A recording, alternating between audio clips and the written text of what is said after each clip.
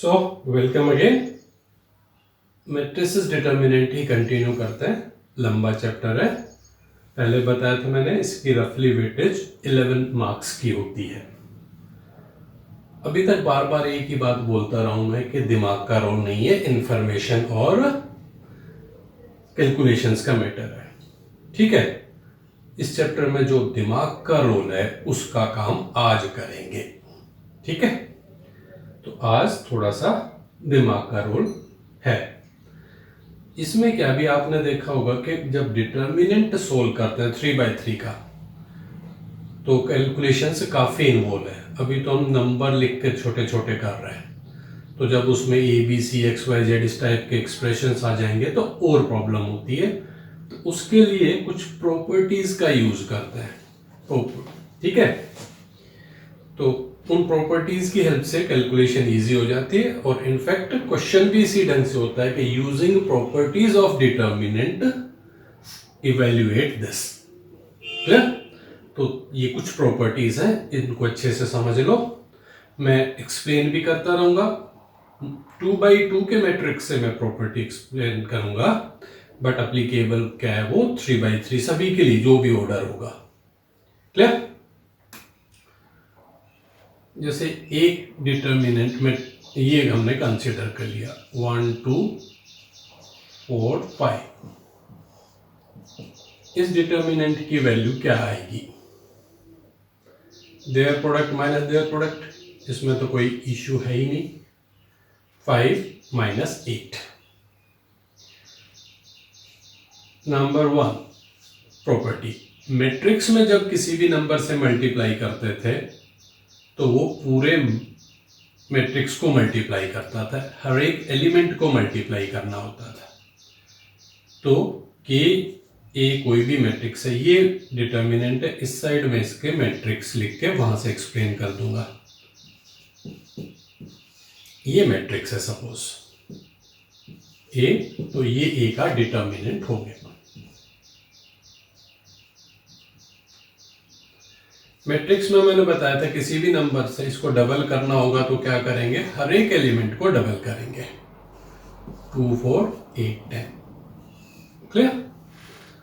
Determinant में करके देखते हैं, सेम आंसर भी डबल हो जाता है तो हमें कोई दिक्कत नहीं है। तो इसका मैं डिटर्मिनेंट निकालता हूं, वो ब्रैकेट चेंज कर लेंगे तो इसके डिटर्मिनेंट की वैल्यू डबल होनी चाहिए। यहां अभी -3 आ रही तो कितनी आनी चाहिए, 6 आनी चाहिए। देखते हैं 20 - 32, ये तो -12 आ गई, तो डबल तो नहीं हुआ ना। तो डिटर्मिनेंट में हर एक एलिमेंट को हम क्या डबल नहीं कर सकते। इनफैक्ट डिटर्मिनेंट में क्या रूल है, जिस कभी भी एक डिटर्मिनेंट को किसी नंबर से मल्टीप्लाई करना हो तो वो नंबर कहां मल्टीप्लाई होता है, ऑन एनी रो और एनी कॉलम पे मल्टीप्लाई होगा। ठीक है, क्या बोल रहा हूं, मैट्रिक्स में तो हर एक नंबर, जब भी किसी नंबर से मल्टीप्लाई करना होता था तो पूरे मैट्रिक्स को करते थे। बट अब यहां क्या करेंगे, किसी एक रो पे या किसी एक कॉलम पे करते हैं। करके देख लेते हैं, इसी का डबल करना हो हमें। ठीक है, तो क्या हो जाएगा, मैं फर्स्ट कॉलम को डबल करता हूं, 2 8 2 5 हो गया। तो मैंने खाली फर्स्ट कॉलम को मल्टीप्लाई किया। अब देखो इस डिटर्मिनेंट की वैल्यू क्या आ रही है, 10 - 16 -6 हो गई ना डबल। ऐसे में रो 2 को डबल करके देखता हूं, शुरू में 1 2 8 10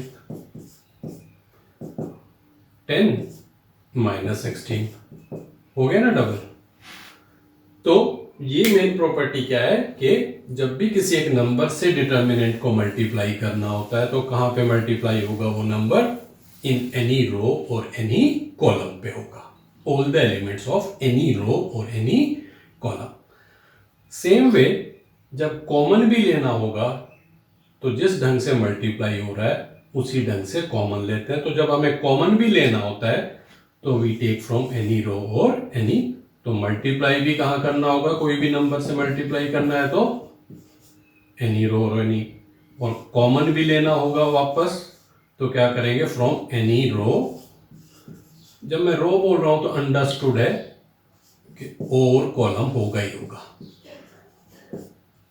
क्लियर? तो एक्सप्लेन मैंने 2x2 से किया है, ये in fact applicable for all the matrices, sorry determinants. Clear? Multiply करना सीख लिया। सेकेंड प्रॉपर्टी होती है कि ए और ए ट्रांसपोज का डिटर्मिनेंट सेम होता है। नंबर एक तो हमने मल्टीप्लाई करना सीख लिया, दूसरा कि एक मैट्रिक्स और उसके ट्रांसपोज की वैल्यू क्या होती है, उसके डिटर्मिनेंट्स की वैल्यू क्या होंगी, सेम होंगी। क्यों होंगी?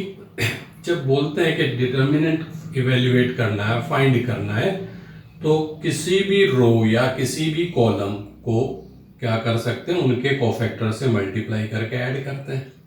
तो जब कोई भी रो या कोई भी कॉलम यूज कर सकते हैं, तो चाहे ट्रांसपोज करेंगे तो ये कॉलम क्या बन जाएगा, ये रो बन जाएगा, या ये रो कहाँ जाएगी, यहाँ आ जाएगी, तो कोई फर्क नहीं पड़ेगा। एग्जाम्पल देख लेते हैं, तो इसी से ही कर लेते हैं। इसका मैं ट्रांसपोज करता हूं तो फर्स्ट रो को फर्स्ट कॉलम बना दिया, सेकंड रो को सेकंड कॉलम बना दिया। क्या है आंसर? फर्स्ट रो को फर्स्ट कॉलम, सेकंड रो को सेकंड कॉलम। तो क्या आंसर आ गया? 5 माइनस 8 माइनस 3 आया, सेम ही रहा। क्लियर? ये प्रॉपर्टी भी क्लियर? ओके।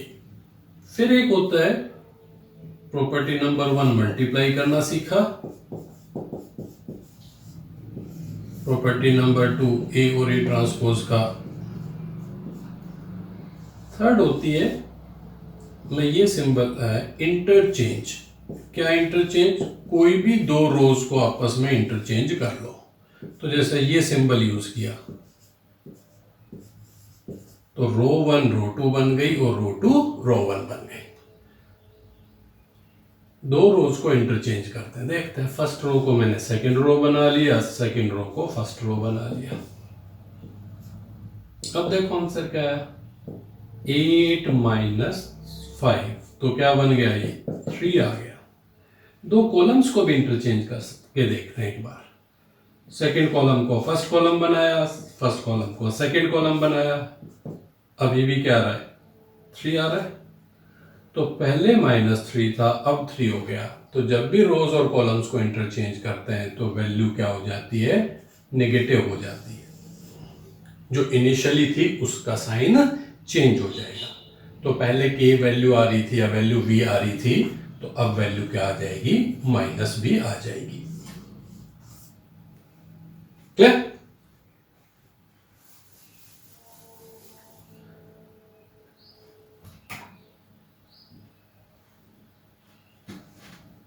एक जो अब सबसे ज्यादा प्रॉपर्टी यूज करेंगे,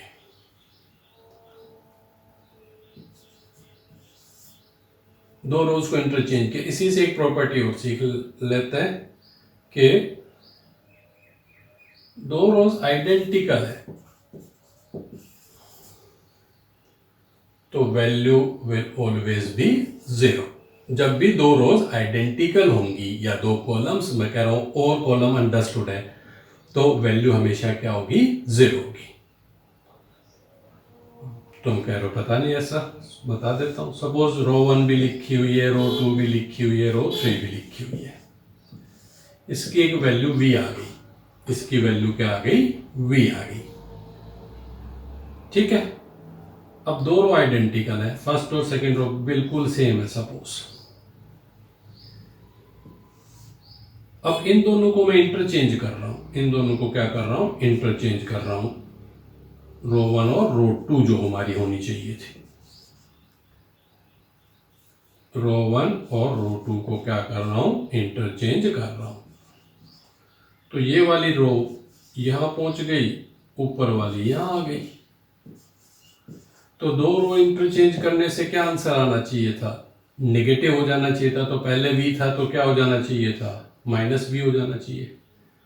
बट जब ये दोनों सेम ही थी तो इंटरचेंज कर भी दोगे तो वैल्यू क्या रहेगी, पूरे की सेम रहेगी। तो लेफ्ट हैंड साइड्स क्या है, सेम ही है। ठीक है ना, हमने ये दो रो इंटरचेंज की, तो अब दोनों थी सेम तो इंटरचेंज करके फर्क नहीं पड़ेगा, बट प्रॉपर्टी से पहले v था तो अब क्या हो जाएगा, माइनस v हो जाएगा। तो लेफ्ट हैंड साइड सेम है तो राइट हैंड साइड भी क्या होनी चाहिए, same. v is equal to minus v होगा तो 2v क्या हो जाएगा, 0 हो जाएगा। इसलिए जब भी दो रोज या दो कॉलम्स आइडेंटिकल हैं तो वैल्यू क्या हो जाएगी, 0 हो जाएगी। Fifth, all elements of any row or any column are 0। all elements 0 है तो वैल्यू भी क्या होगी, 0 आएगी। if all the elements of a determinant matrix are 0 then value of its determinant will be 0। क्यों होगी, कोई भी रो या कॉलम के सारे एलिमेंट 0 है। डिटर्मिनेंट की वैल्यू कैसे निकालते हैं, एक रो के एलिमेंट्स को उन्हीं के कोफैक्टर से मल्टीप्लाई करके ऐड करते हैं। तो जब ये सारे एलिमेंट्स 0 हैं, इनको किसी से भी मल्टीप्लाई करके ऐड करेंगे तो आंसर क्या आएगा, 0 आएगा। क्या ये 5 प्रॉपर्टीज जल्दी से रिवाइज करवा देता हूं। किसी भी नंबर से एक डिटर्मिनेंट को मल्टीप्लाई करना हो तो कहां करेंगे, ऑन एनी रो और एनी कॉलम। एक रो या एक कॉलम के सारे एलिमेंट्स को मल्टीप्लाई करेंगे। ए और ए ट्रांसपोज का डिटर्मिनेंट हमेशा क्या आएगा, सेम आएगा। दो रोज या दो कॉलम्स को इंटरचेंज करते हैं तो वैल्यू ऑफ द डिटर्मिनेंट क्या हो जाती है, नेगेटिव हो जाएगी। पहले 8 थी तो -8 हो जाएगी, पहले -7 थी तो क्या हो जाएगी, 7 हो जाएगी, उसका साइन चेंज हो जाएगा। दो रोज या दो कॉलम आइडेंटिकल हैं तो वैल्यू हमेशा क्या आएगी, 0 आएगी। सारे एलिमेंट्स एक रो या एक कॉलम के 0 हैं तो भी वैल्यू क्या आएगी, 0 आएगी। कॉमन कहां से लेना है डिटर्मिनेंट में, किसी भी एक रो से या किसी भी एक कॉलम से लेना होता, पूरे से कॉमन नहीं लेना होता। क्लियर। अब जो प्रॉपर्टी हम सबसे ज्यादा यूज करेंगे, कोई भी रो में, सपोज फर्स्ट रो में ये सिंबल यूज करते हैं। फर्स्ट रो पे क्या किया हमने, क्या किया कि फर्स्ट रो में सेकंड रो को किसी भी एक नंबर से मल्टीप्लाई करके ऐड कर दो, कोई भी मर्जी। वैल्यू पे कोई फर्क नहीं पड़ेगा, वैल्यू क्या रहेगी, सेम रहेगी। देखो ऐसे लिखते हैं, फर्स्ट रो पे हमने क्या किया, सेकंड रो को 3 से मल्टीप्लाई करके ऐड कर दिया। सेकंड को 3 से मल्टीप्लाई करूंगा तो यहां कितना आ जाएगा, 12, और ऊपर ऐड कर दूंगा तो वो 13 हो गया। 15 and 2 17 हो गया, 4 and 5 हो गया। तो क्या वैल्यू आएगी, 13 5 65, 17 4 68, -3 आई। यही काम कॉलम पे भी कर सकते हैं। यही काम किस पे कर सकते हैं, कॉलम पे। तो सबसे ज्यादा हम इस प्रॉपर्टी का यूज करेंगे। इनफैक्ट अभी तो हम 2/2 का कर रहे हैं, तो 3/3 का जब भी डिटर्मिनेंट होगा तो एक रो में बाकी दोनों रोज का कुछ टाइम हम, जैसे फर्स्ट रो को, सेकंड रो को b से मल्टीप्लाई करके और थर्ड रो को c से मल्टीप्लाई b से कर लो करके ऐड करते हैं तो भी वैल्यू क्या रहेगी, सेम ही रहेगी। सेम काम कॉलम के लिए भी कर सकते हैं, बट ये नहीं कर सकते कि रो पे कॉलम ऐड कर दिया, कॉलम पे रो ही ऐड होगी और कॉलम पे कॉलम ही ऐड होगा। एक स्टेप में या तो रोज पे ही काम करेंगे या कॉलम पे काम करेंगे। नेक्स्ट स्टेप में हम चेंज कर सकते हैं, बट एक स्टेप के सिंप्लीफिकेशन तक या तो हम रोज को ही डील करेंगे या कॉलम्स को डील करेंगे। ठीक है, इसका थोड़ा यूज देख लेते हैं। ब्रॉडली ये समझा दिया मैंने। अब जो क्वेश्चंस हमारे मेन बनते हैं वो इसी से ही बनते हैं, इनको एक बार देखते हैं। ये कॉन्सेप्ट वाइज क्लियर हो गया ना। क्या बोला है, किसी भी रो में या किसी भी कॉलम पे बाकी रोज का कुछ टाइम्स ऐड कर सकते हैं। जैसे फर्स्ट रो में सेकेंड रो को 2 से मल्टीप्लाई करके ऐड कर दिया, थर्ड रो को 5 से मल्टीप्लाई करके ऐड कर दिया, वैल्यू क्या होगी, सेम होगी।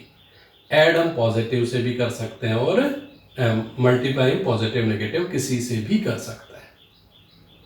ठीक है, चलो अब इसको अच्छे से समझते हैं। अब 2/2 में तो कुछ है ही नहीं, A B minus C B आ जाता है। अब 3/3 को सोचते हैं। मैं एक बात पहले एग्जांपल कैलकुलेशन बेस्ड वाले से लेता हूं। जैसे 41 यहाँ लिख लिया, 79 लिख लिया, 29, 175 लिख दिया, 593 लिख दिया। क्लियर? तो क्या ऑब्जर्व कर रहे हैं अभी हम कि इनका जब हमें डिटर्मिनेंट फाइंड करना भी पड़ेगा तो किस किस से मल्टीप्लाई करना पड़ेगा, 41 इनसे। तो ये जो मल्टीप्लिकेशन है प्रॉब्लम क्रिएट करेगी, इसमें तो कोई शक है ही नहीं। क्लियर? तो प्रॉपर्टीज का यूज कर सकता है। अब कैसे मन का था, किसी का कुछ टाइम ऐड सब्ट्रैक्ट कर सकता है। ये इसके डबल के आसपास है, बट ये इसके डबल के आसपास नहीं है। ये इसके डबल के आसपास है, बट ये ऑलमोस्ट इसके इक्वल है। ये थर्ड टाइम है, तो रोज पे काम नहीं हो रहा, कॉलम पे देखते हैं। ये दोनों ज़्यादा प्रॉब्लम क्रिएट कर रही है, तो फिर भी छोटा। ये नंबर इसका कितना टाइम्स है, रफली 8 टाइम्स है। 9 8 जा 72, ये भी आसपास है। 3 8 जा 24, ये भी इसके पास है। तो मैं क्या करूंगा, देखो साइड में यूं लिखना होता है। मैं कॉलम 1 पे कॉलम 2 का ये कितना बोल रहा था मैं, 8 टाइम्स है, तो -8 टाइम्स कर देता हूं। कॉलम 1 पे इसको 8 से मल्टीप्लाई करके सब्ट्रैक्ट किया, तो यहाँ क्या आ गया, 1। -72 यहाँ करूँगा तो क्या आ जाएगा, 7। 24 यहाँ करूँगा तो क्या हो गया, 5। सेकेंड कॉलम क्या था, बाकी को कुछ नहीं करना, as it is as they are. तो अब क्या ऑब्जर्व कर रहे हैं, column 1 and column 2 are identical. क्या बताया था, 2 कॉलम्स या 2 रोज आइडेंटिकल होंगे तो वैल्यू क्या हो जाएगी, 0 हो जाएगी। क्लियर? मैंने कहा था कि यही है दिमाग का रोल, कि कहाँ मल्टीप्लाई करना, रोज को यूज करना है, कॉलम को यूज करना है, ये थोड़ा सा हमें सोचना पड़ेगा। तो आइडिया के लिए देखो किसका कितने टाइम्स हम ऐड सब्ट्रैक्ट कर सकते हैं। जो नियरेस्ट हो, जो उनको छोटा बना दे, वो हमारे काम का है। क्लियर?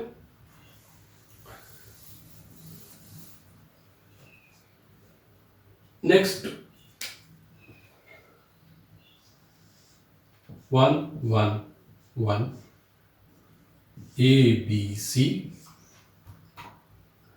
यहां लिख दिया B प्लस सी, यहां लिख दिया C प्लस A, यहां लिख दिया A प्लस B। क्लियर? क्या ऑब्जर्व कर रहे हैं अभी हम, अब कोई किसी का कुछ टाइम है ही नहीं। A का कुछ भी टाइम कर लो, वो B प्लस सी नहीं बनेगा। 1 का कुछ टाइम करते हैं सब्ट्रैक्ट करके, कोई फायदा ज्यादा नहीं होगा। 1 को इनफैक्ट B से किसी से भी मल्टीप्लाई करके करोगे, पूरी कॉलम को उसी से करना है, तो उससे भी हमें कोई फायदा नहीं होने वाला। एक कॉलम में 1 1 1 1 है। अच्छा, एक चीज थोड़ा सोच के देखो, जो थर्ड कॉलम है उसके तीनों element A plus B plus C होते, A plus B plus C होते, तो क्या कर लेते, वहां से A plus B plus C common ले लेते हैं। क्या करते, वहां से A plus B plus C common ले लेते, तो क्या हो जाता, थर्ड कॉलम भी क्या हो जाता, 1 1 1 1 हो जाता, तो वैल्यू क्या आ जाती, 0 आ जाती। But third column A plus B plus C है तो नहीं ना। समझ रहे हो मेरी बात, कि ये पूरे, इसको A plus B plus C दिया होता, इसको भी A plus B plus C दिया होता, ये भी A plus B plus C given होता, तो क्या कर लेते, इसको A plus B plus C common ले लेते हैं, तो उससे क्या फायदा होता, वो भी 1 1 1 बन जाता है तो नहीं। तो यहाँ A plus B plus C कैसे हो सकता है, तो कॉलम 3 पे मैं कॉलम 2 का 1 टाइम्स ऐड कर देता हूं, इनफैक्ट कॉलम 1 ही ऐड हो गया, 1 1 1। कॉलम 2 ना कॉलम 1 पे कुछ किया ना कॉलम 2 पे किया, कॉलम 3 पे क्या किया, कॉलम 2 को ऐड कर दिया। तो यहाँ पे क्या बन गया, a प्लस बी प्लस सी बन गया, ये भी क्या बन गया, a प्लस बी प्लस सी बन गया, ये भी बन गया। नेक्स्ट स्टेप में क्या कर लो, taking a plus B plus C common from column 3, तो ये भी क्या बन गया 1 1 1, ये भी क्या बन गया 1 1 1। बाकी लिखा रहो, दो कॉलम आइडेंटिकल हो गए तो वैल्यू क्या हो गई, 0 हो गई। क्लियर। तो यूं करके ये 0 कर लेता है। नेक्स्ट देखते हैं, थोड़ा सा इसी को चेंज करते हैं।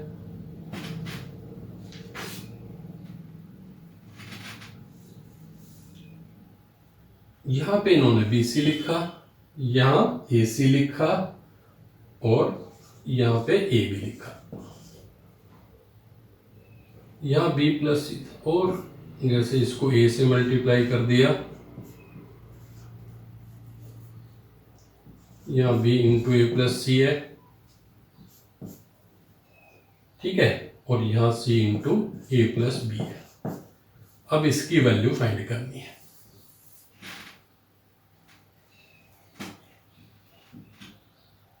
पहले ABC था, यहां अब इस ब्रैकेट को ओपन करता हूं तो ये दोनों क्या बन जाएंगे, AB प्लस AC बन जाएगा।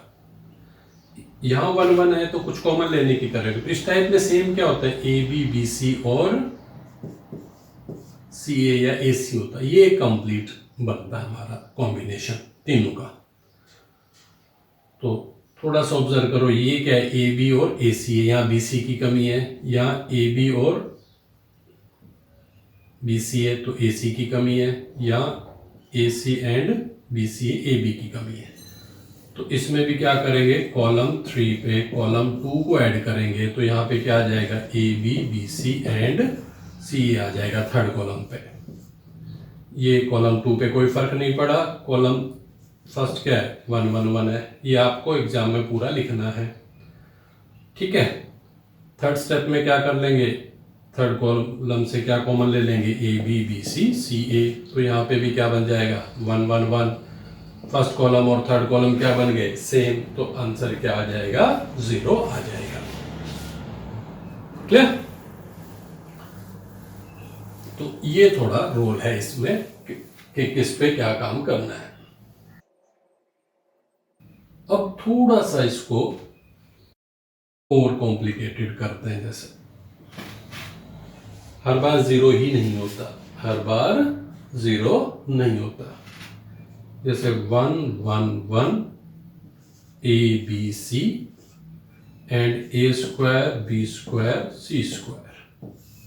वैसे तो कह रहे हैं ये, इसको क्या प्रूव करो, AB minus BC minus CA, इसके इक्वल प्रूव करना है, AB minus BC minus CA। अब 0 तो नहीं बनेगा तो आइडेंटिकल पे नहीं जाना। डिटर्मिनेंट की वैल्यू कैसे फाइंड करते हैं, किसी भी रो या किसी भी कॉलम के एलिमेंट्स को कोफैक्टर से मल्टीप्लाई करता है। मल्टीप्लिकेशन में सबसे इजी किससे मल्टीप्लाई करना होता है, 0 से मल्टीप्लाई करना होता है। तो ऐसे केसेस में हमारी कोशिश क्या होती है कि मैक्सिमम 0 बना लें। क्या बना लें, मैक्सिमम 0 बना लें। देखो राइट हैंड साइड पे क्या देखो, एक तो हमें B माइनस सी चाहिए,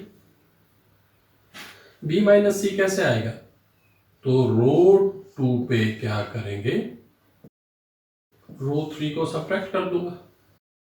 फर्स्ट एक में क्या बताया था मैंने, 2 बाई 2 में दो ही रोज पे या दो कॉलम पे काम कर सकते हैं मैक्सिमम। ऐसे ही रो 3 में मैं क्या कर सकता हूं,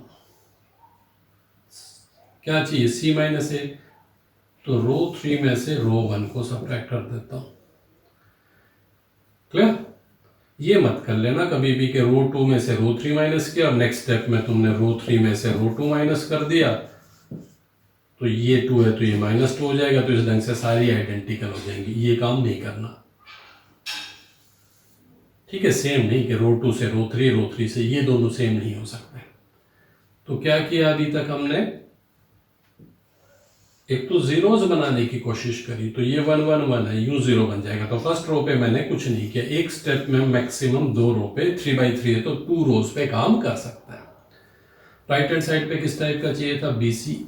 करने को हम यहाँ पे भी कर सकते थे, A माइनस बी भी ला सकते थे, तो उसके लिए फर्स्ट रो में से सेकेंड रो को माइनस करना पड़ता है, वो भी हो जाता। फर्स्ट रो को मैंने फिलहाल सेम रखा, बाकी को क्या किया, सब्ट्रैक्ट किया। तो ये क्या हो गया, 0। सेकेंड रो में से किसको सब्ट्रैक्ट किया था, थर्ड को, तो क्या बन गया, B माइनस सी। ये क्या बन गया, B square minus C square.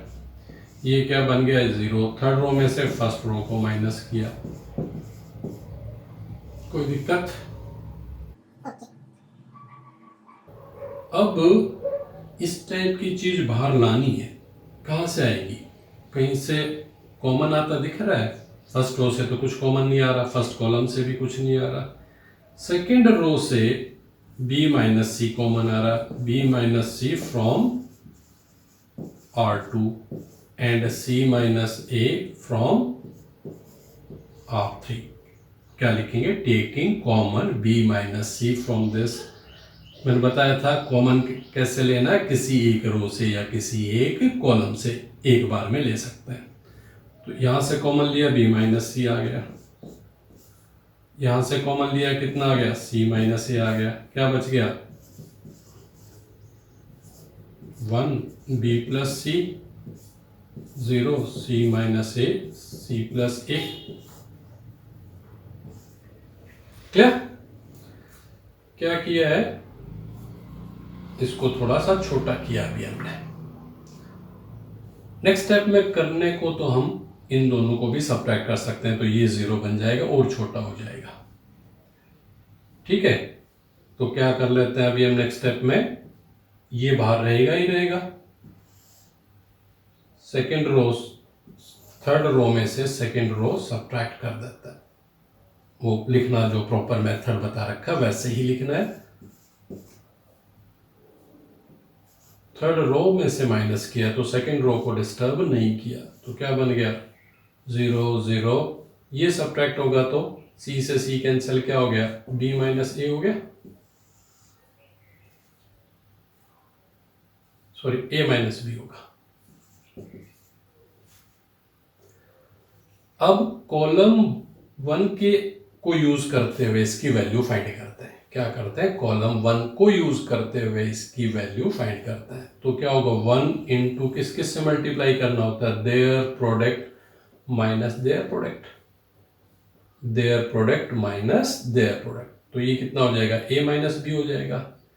0 into anything 0, 0 into anything 0। तो इस पूरे डिटर्मिनेंट की वैल्यू क्या आ रही है, A माइनस बी आ रही है। बाहर ऑलरेडी क्या था, B माइनस सी और C माइनस ए था। हो गया प्रूव। ठीक है, फाइनली हम क्या कोशिश करते हैं, किसी भी एक रो में या कॉलम में 2 जीरोज लाने की कोशिश करते हैं।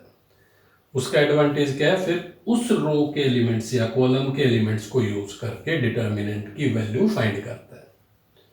तो 1 किससे मल्टीप्लाई होगा, their product minus their product. ये जिससे भी होगा तो 0 इंटू एनीथिंग 0, ये 0 इंटू एनीथिंग 0। तो इससे डिटर्मिनेंट की वैल्यू क्या आ गई, A माइनस बी माइनस सी आ गई। इस ढंग से ये प्रॉपर्टीज का हम यूज करते हैं। ठीक है, एक थोड़ा सा और बड़ा क्वेश्चन ले लेते हैं और क्लियर हो जाएगी। और फिर हम इसमें कई क्वेश्चंस कॉम्प्लिकेटेड है, वो सब्सिक्वेंटली लेंगे। अभी हम क्या कर रहे हैं, केवल अंडरस्टैंडिंग क्रिएट कर रहे हैं कि वैल्यू कैसे कैसे। एक ये फाइनल एग्जांपल और ले लेते हैं, x plus Y X X, third element भी x। नेक्स्ट में लिख लिया 5x प्लस 4y, यहाँ पे 4x, यहाँ पे 2x, 3x, 8x, यहाँ पे है। इस पूरे को x क्यूब प्रूव करना है। इस पूरे को क्या करना है, x क्यूब प्रूव करना है। अब पहला जो चीज सोचनी होती है, बस ये जब भी प्रूव दैट है उस साइड ध्यान दो। x क्यूब, अकेला x क्यूब तो कॉमन नहीं आ सकता। कॉमन x क्यूब में 3 टाइम्स x मल्टीप्लाई हो रहा है, तो हम क्या करते हैं, कहीं से x कॉमन आ रहा है, देखो सेकंड कॉलम में भी x है, थर्ड कॉलम में भी x है, तो x कहाँ से कॉमन ले लेंगे, वो पूरा लिख लेना कॉलम 2 एंड कॉलम 3 से। तो x कॉमन ले लेंगे, तो मैं यहीं पे लिख रहा हूँ, तो x कॉमन ले लेंगे तो फर्स्ट इससे भी x कॉमन आया, इससे भी x कॉमन आया, तो x स्क्वायर बाहर आ गया। x कॉमन लेते हैं, सिचुएशन ये हो गई, यहाँ से भी x कॉमन लिया तो सिचुएशन ये हो गई। अब एक चीज और ऑब्जर्व कर रहे हैं हम कि राइट हैंड साइड पे y तो है ही नहीं, तो y गायब होना चाहिए। तो किसी रो का किसी टाइम्स ऐड करेंगे, तो यहाँ y है, यहाँ 4y है, कितने टाइम्स है, 4 टाइम्स। तो रो 2 पे क्या करो, रो 1 का -4 टाइम्स ऐड कर दो। यहाँ 8y है, तो रो 3 पे या तो इसका 8 टाइम्स ही ऐड कर दो, या रो 2 का 2 टाइम्स कर दो, इसका डबल भी तो है, तो x square as it is. First column row पे कुछ नहीं किया, सेकंड रो पे हम क्या कर रहे हैं, रो 1 को 4 से मल्टीप्लाई करके ऐड कर रहे हैं। तो 4 से मल्टीप्लाई करके सब्ट्रैक्ट किया, सॉरी, तो ये x बच गया, 4y कैंसिल, ये 4 टाइम्स, ये भी 0, इसका 4 टाइम्स सब्ट्रैक्ट किया तो -2 आ गया। फिर इसका डबल यहाँ सब्ट्रैक्ट कर रहे हैं, तो इसका डबल किया तो ये 0, ये 0, इसका डबल यहाँ सब्ट्रैक्ट किया तो कितना आ गया, -1 आ गया। क्लियर? अब किस रो में या कॉलम में हमें 2 0 दिख रहे हैं, थर्ड रो में, तो हम इसको क्या लिखते हैं, एक्सपेंडिंग अलोंग रो 3।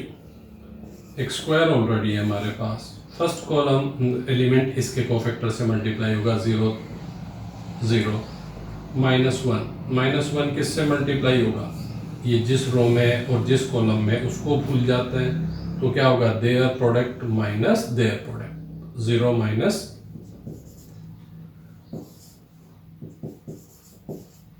हो गया।